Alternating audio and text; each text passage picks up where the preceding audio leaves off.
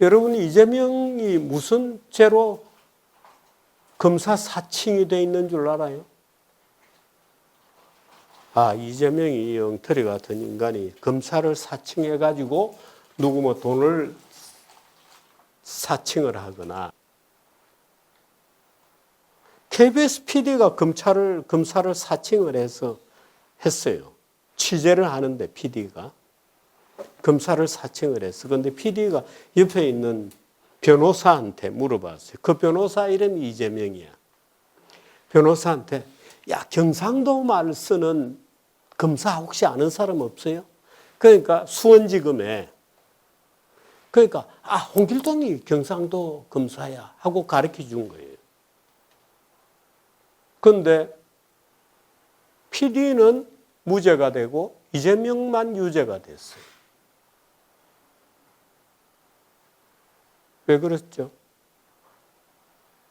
PD는 회사에서 KBS에서 붙어가지고 뺐어. 이재명만 걸려가지고 이재명이가 주범처럼 돼가지고 검사 사칭 유죄, 벌금 150만 원. 그 영원히 검찰 사칭이라고 따라다니는. 이상하죠? 그러니까 판사가 보니까 이런 거예요. 이건 물론 내 짐작인데, 이력서를, 그 변호사가 누구야 하고 이력서를 보니까 학교가 없어. 중학교도 나온 것이 없고 고등학교도 나온 게 없고, 일자 무식에 그 부친을 보니까 사기 전과에다가 어쩌다가 이 자식이 어떻게 고시가 됐지? 근데 고시는 됐어. 무슨 막판에는 중앙대학교 뭐 어디로 돼 있어. 판사의 징벌이야. 이재명이 서울법대 나왔으면 그랬을까?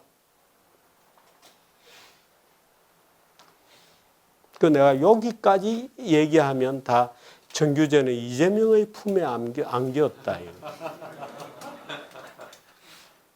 그 좌익애들이 그 세상을 공정하게 받아들이겠어요? 그러니까 막 악을 먹고 있는 거야, 지금. 범죄 천지야. 범죄 천지.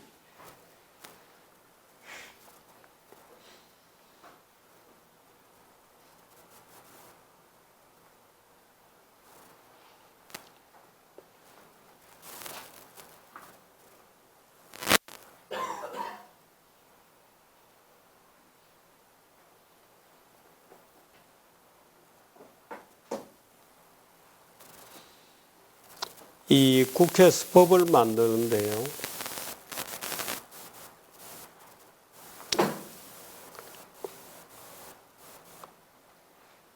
우리 사회는 급격하게 이 조선시대로 돌아가고 있습니다. 산업공산, 기업을 하거나 장사를 하는 사람은 아주 죄인처럼 취급이 돼요. 국힘의 유승민이가 그래도 시장 경제를 안다고 하는데 유승민이가 낸 대표적인 법안 이름이 사회적 경제 기본법이에요. 미치겠어요. 사회적이라는 말이 들어가면 그거는 일단 좌파입니다. 과학사회학 뭐 이러면 그것도 좌파야. 사회자가 들어가면 일단 좌파야.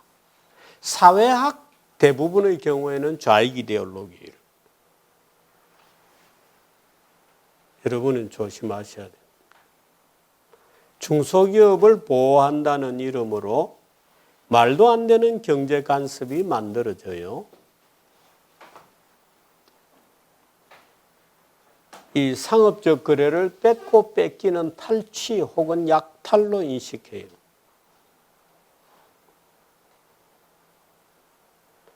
민주화를 절차로 보지 않고 평등으로 정의합니다.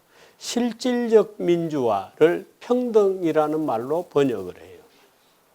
경제에 대한 국가 개입을 정당화하고 그렇습니다. 이런 입법이 지난 40년을 계속되고 있는 겁니다. 그 결과는 뭐죠? 그 결과는 뭐 이런 거예요. 성장 동력이 잠식되고 부자 대기업에 대한 적대감이 만들어지고 민주적 통제라는 단어가 횡행하고 과도하게 높은 상속세가 만연해지고, 내 가족 중에 한 분은 경제적으로 여력이 좀 있는 분이에요. 그분이 내는 의료보험료가 1년에 1억이야.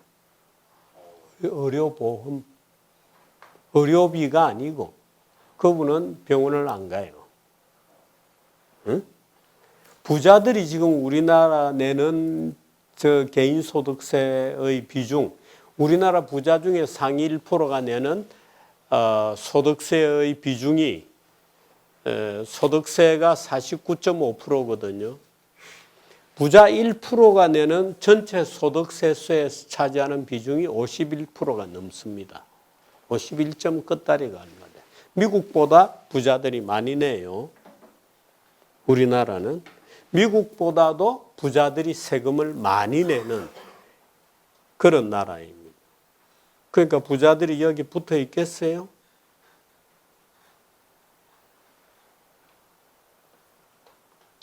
상속세는 60%를 내야 됩니다. 대기업은. 지지하세요? 그런데 왜 다른 나라는 상속세를 안 낼까? 상속세 없는 나라가 많아요. 미국도 기업을 유지하는 동안은 상속세를 안 내요. 미국도. 스웨덴 같은 나라도 상속세가 없어졌어요. 그런데 우리나라는 60%를 내면 기업 상속을 못하죠. 자본의 죽음입니다. 그러니까 경제가 안 되죠. 인건비를 올리면 어떻게, 예를 들어서 문재인의 경제가 왜 틀렸었느냐 하면 소득주도 성장이라고 해놓고 최저임금을 왕창 올렸어. 임금을 올리는 가장 좋은 방법은 자본 투자예요. 자본 투자가 늘어나면 임금이 저절로 올라가. 1인당 자본이 커질수록 1인당 임금이 높아집니다. 그래서 임금을 높이려고 그러면 기업가들이 자본 투자를 열심히 하도록 만들어주면 돼요. 그럼 임금은 저절로 올라가. 그런데 임금을 끌어올리기 시작하면 자본이 도망가지. 그 바보짓을 하는 거예요. 마치 이솝우화에 나오듯이 엉터리 곰이, 머리 나쁜 곰이 주인 얼굴 위에 똥파리가 왔다 갔다 하고 주인이 성가시다고 하니까 똥파리를 잡는다고 앞발로 주인 얼굴을 꽉 내리치는 거나 똑같다. 그 짓을 지금 우리나라 양대 정당이 경쟁적으로 하고 있습니다. 그러니까 일자리가 없을 수밖에 없지. 지역균형 발전 안 됩니다. 지금 상태로. 그 신화 중에 하나야. 지역균형 발전이라는 것도. 여러분 중에 시골에 살지 모르겠는데 내가 부산에 가서 보니까 부산이라는 도시는 앞으로도 계속해서 침강할 거다. 100% 예측할 수 있어요. 부산에는 돈 쓸어 넣는 게 한정이 없다. 광주도 똑같아요.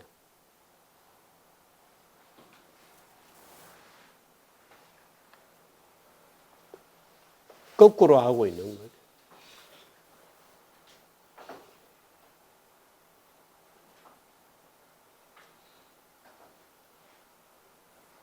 이런 지난 40년의 과정이 민주당이 주도하고 민주당 1중대, 국힘당 2중대. 끊임없는 중벌주의, 결국 모두가 떠나고 있습니다. 모두가 떠나고 있습니다. 이건 올해 통계인데 모두가 떠나고 있습니다. 우수둔에는 해외로 석박사 이상 한국인 이민 비자가 5,684건, 이거 작년 수치입니다. 인구수 대비로는 인도와 중국의 10배 정도 돼요. 우리나라 석박사들이 빠져나가는 비중이. 최근 10년 동안 이공계 석박사들이 빠져나간 게 10만 명입니다.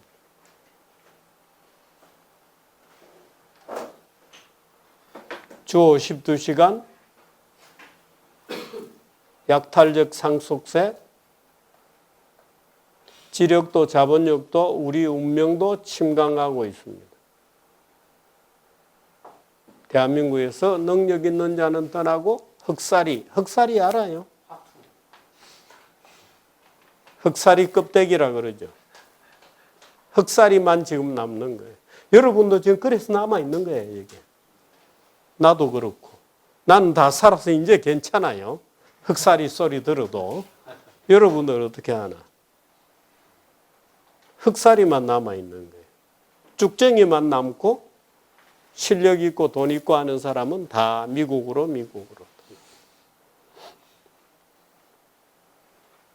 그래서 더 늦기 전에 우리가 이 나라를 좀 그럴듯한 나라로 바꿔야 되지 않겠어요? 우리가 미래를 던질 만한 나라로. 그게 우리가 정치를 생각할 때 생각하는 거예요. 그게 우리의 비전이야. 이 나라를 다 도망가고 다 겉으로는 늘 좋은 명분으로 뭔가를 규제를 만들어 놓고 그 결과는 늘 나빠지고 있는. 정치 보세요. 정치. 우리나라 정치. 이게 정치예요. 온 국민들이 두 패로 나누어가지고 애인도 헤어지고 정치 얘기 잘못하면 남녀 친구들 다 깨져. 카톡 다 깨져. 예? 이제 말도 안 해. 온 국민이 원수가 돼. 가족들도 아버지, 엄마, 부모와 자식 간에 다 정치 얘기하면 그날로 원수가 돼. 이런 정치를 해서 되겠어요? 그래서 그런 비전을 여러분들이 좀 감당을 해 주시기 바랍니다. 여러분들이 그런 비전을 가지고 이 국힘당이 지금 어디까지 몰아갈지 모르겠습니다만은 어떻든 국힘당을 무너뜨리고 좋은 정당이, 좋은 활기 넘치는 정당이 나오도록 좀 해주시면 좋겠습니다. 선생님 무슨 박수? 아까 87 체제에 대해서 6월 항쟁 말씀을 하시면서 아무래도 지금 시국에 온 전국의 대학교 학생들이 서울대를 시작으로 지금 시국에 대한 환성이 오가고 있는 상황인데 이런 운동 도심이 앞으로 어떤 방향으로 좀 갔으면 하시는지 좀 생각하시는 부분이나 앞으로 역사에 어떤 방향으로 영향을 미칠지 생각하시는 게 있으시면 87 체제의 좌익적 물결 계속 레프트턴을 해왔거든요. 이명박 정부도 동반성장으로 레프트턴하고 박근혜 정부도 경제민주화로 레프트턴하고 이런 상황이 계속되면 대한민국은 이제 망하는 거죠. 소멸하는 국가가 지금 몇 개가 있습니다. IT가 있고 IT는 장하준이가 굉장히 칭송하고 좋아하던 회사였어요. 장하준 알죠? IT는 흑인 노예들이 독립해서 세운 국가예요. 흑인 최초의 독립공화국이었어요. 그래서 전 세계 좌익 지식인들이 그 나라를 굉장한 나라처럼 하고 있는데 지금은 그 나라의 깡패가 지배하는 나라가 돼요. 그 다음으로 지금 없어지고 있는 나라가 베네수엘라예요. 차베스가 지배하던 우리나라 민주당이 요즘은 차베스 얘기를 안 합니다만은 민주당의 소위 노무현 문재인에까지 가장 좋아하는 나라가 차베스의 베네수엘라였어요. 베네수엘라 3천만 명 인구가 지금은 2천만 명입니다. 그래서 국가의 소멸이라고 얘기되는 정도로 되고 있습니다. 여러분들이 좋아하시는 그렇게 잘못 들은 아테네 민주주의가 왜 망했느냐? 그놈의 민주주의 때문에 망한 거예요. 아테네는 민주주의 하느라고 그 민주주의가 방만하게 되면 망하는 지름길로 가는 거예요. 그 보수도 그래. 보수는 윤석열이라는 사람을 또 지도자라고 내세운 거예요. 보수를 괴멸시킨 장본인인데 왜? 증오심에 사로잡혀서 눈에 보이는 게 없어. 증오심에 사로잡혀서 웃을 일이 아닙니다. 실제로는. 그래서 지금 나라를 거들내고 있죠. 그렇습니다. 그러니까 이런 정치를 이제 극복해야 되겠지. 극복하겠지 아마 한국 사람들. 또 예.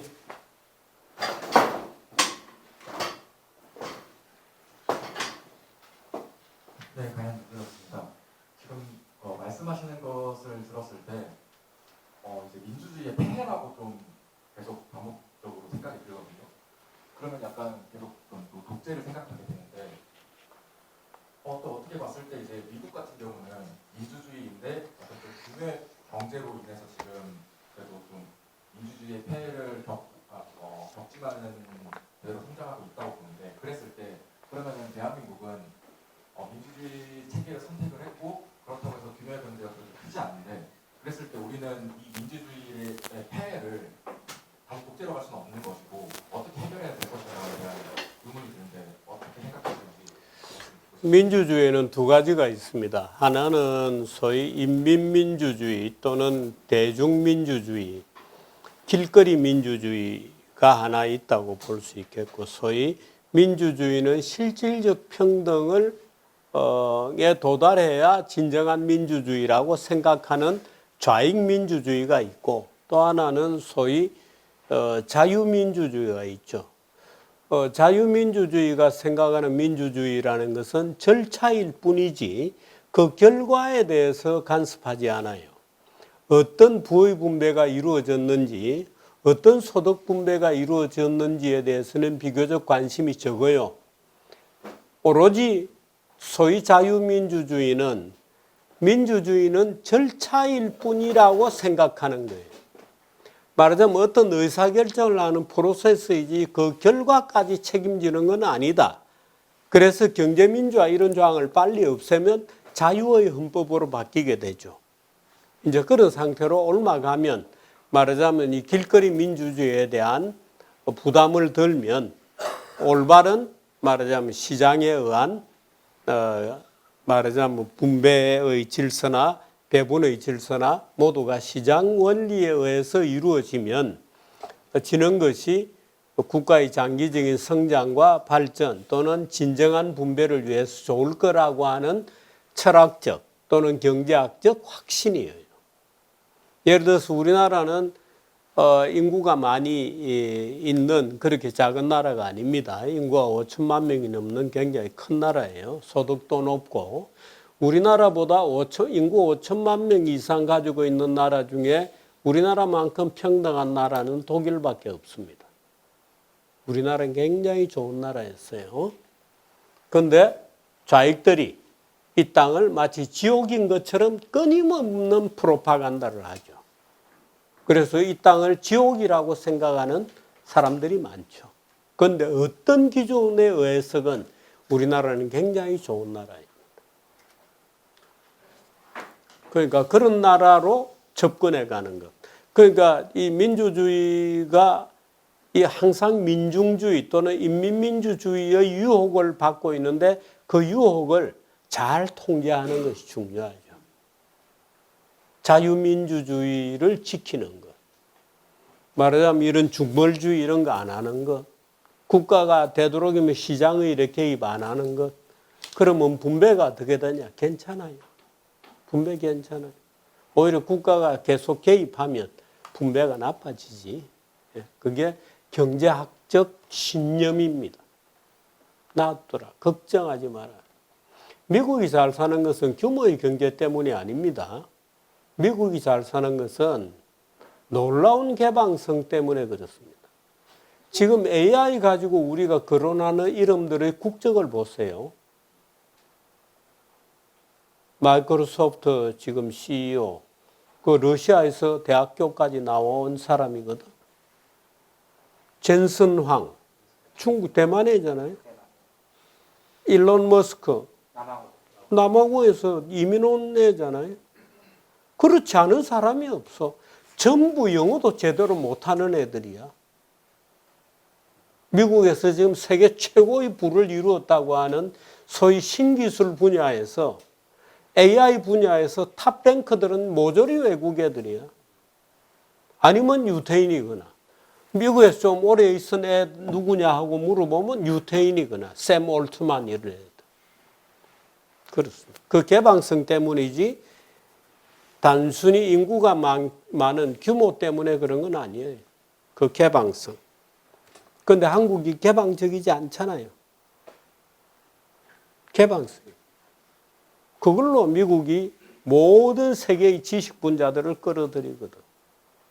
그 우리나라 주가 떨어지는 거나 이거나 똑같지 뭐. 주가가 떨어지는 게 뭐 주가 떨어진다고 주가 올린다고 공매도 금지시키면 공매도 금지라는 아이디어는 내가 볼 땐 김건희 아이디어예요. 왜? 주가 조작하면서 주식 좀 안다 이거지. 주식에 대해서 좀 안다. 그 공매도 왜? 투기꾼들, 주가 조작꾼들이 제일 싫어하는 게 공매도예요. 공매도는 주가 조작꾼을 노리거든. 균형 가격에서 딱 이탈하는 순간에 바로 공매도 신호가 들어오거든. 그러니까 공매도 금지. 모든 주가 조작꾼들은 공매도 금지야. 그러니까 아마도 내가 볼 때는 김건희가 속삭여가지고 공매도 금지 조치를 했을 거예요. 그런 식으로 하면 안 되죠. 그럼 기업들이 활기 있게 할 수 있도록 해줘야 되는데 우리나라 상속세 60% 자본 다 도망가. 그런데 무슨 주식이 되겠어요? 주식시장이 죽어가는 건 당연하다고. 전부 사학개미 여러분 중에서도 미국 주식 투자하는 사람이 많을 거예요. 다 미국으로 도망가지 한국에서 뭐 때문에 주식 하나? AI가 나오나 뭐가 나오나? 삼성전자 저거 뭐 무슨 뭐 기가로 따지면 뭐 5기가 겨우 만들고 앉아 있는데 5기가도 지금 만드나 몰라. 그런데 무슨 미래가 있어요? 투자 여력이 있나? 이재용이 없어요. 세금 낸 것도 빚내 가지고 세금 냈다고. 상속세. 왜? 주식으로 낼 수가 없으니까. 주식 내고 나면 회사 지배주 컨트롤 쉐어가 없으니까. 은행 빚내 가지고 주식했잖아요. 그런데 무슨 자본 투자가 이루어지겠어? 투자가 없지. 그러니까 시장은 말라져 가는 거예요.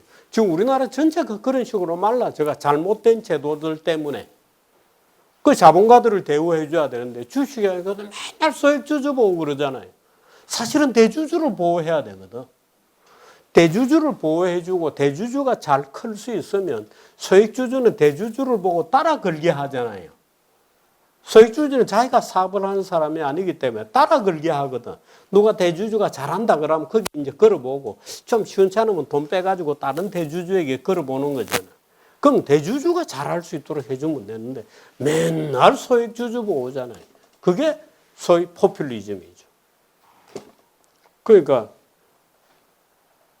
경제정책이라든지 헌정 질서로부터 오는 수많은 그 입법 사항 또는 사회 제도 또는 이 사람들의 생각을 자유주의적으로 바꾸어 나가는 정치 활동이 있어야 되는데 그러니까 시장 경제를 존중하도록 늘 기업가 정신에 대해서 교육을 시키고 장려하고 해야 되는데 그런 활동은 이미 우리 사회에서 자취를 감춘 지 오래되죠. 원색적인 정치 투쟁만 남아 있는 거죠.